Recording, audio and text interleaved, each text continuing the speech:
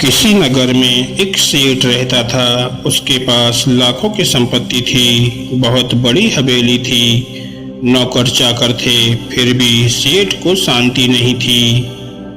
एक दिन किसी ने उसे बताया कि आमुक नगर में एक साधु रहता है।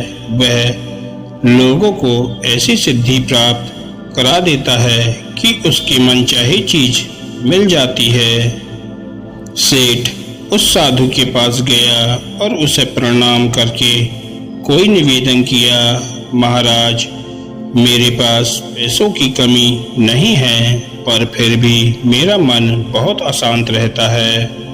आप कुछ ऐसा उपाय बता दीजिए कि मेरी अशांति दूर हो जाए।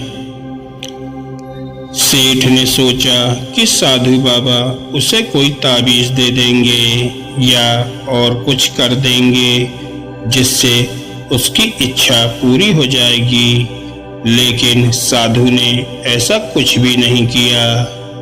अगले दिन उसने सेठ को धूप में बिठाए रखा और स्वयं अपनी कुटिया में जाकर चैन से बैठ गया। गर्मी के दिन थे। सेठ का बुरा हाल हो गया। उसको बहुत गुस्सा आया, पर वह उसे चुपचाप पी गया। दूसरे दिन साधु ने कहा, आज तुम्हें दिन भर खाना नहीं मिलेगा। भूख के मारे दिन भर सेठ के पेट में चूहे कूदते रहे। अन्न का एक दाना भी उसके मुंह में नहीं गया। लेकिन उसने देखा कि साधु ने तरह तरह के पकवान उसी के सामने बैठकर बड़े आनंद से खाए। सेठ सारी रात परेशान रहा। उसे एक क्षण को भी नींद नहीं आई। वह सोचता रहा कि साधु तो बड़ा स्वार्थी है।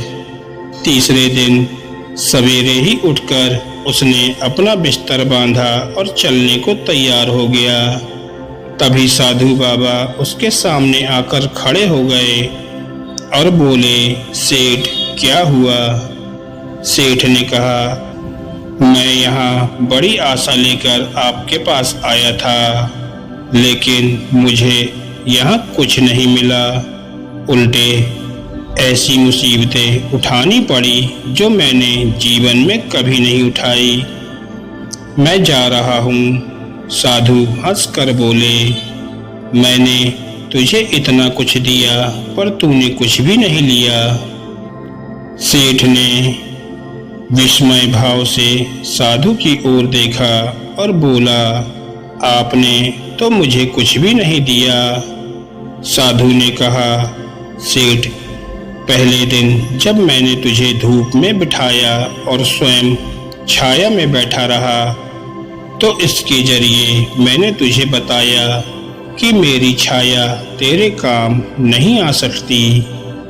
अब मेरी बात तेरी समझ में नहीं आई, तो दूसरे दिन मैंने तुझे भूखा रखा और स्वयं खूब अच्छी तरह खाना खाया। उससे मैंने तुझे समझाया कि मेरे खा लेने से तेरा पेट नहीं भर सकता। सेठ, याद रख, मेरी साधना से तुझे सिद्धि नहीं मिलेगी। धन तूने खुद अपने पुरुषार्थ से कमाया है और शांति भी तुझे अपने ही पुरुषार्थ से मिलेगी। सेठ की आंखें खुल गईं और उसे अपनी मंजिल पर पहुंचने का रास्ता मिल गया। साधु के प्रति कृतज्ञता व्यक्त करता हुआ वह घर लौट गया। धन्यवाद दोस्तों।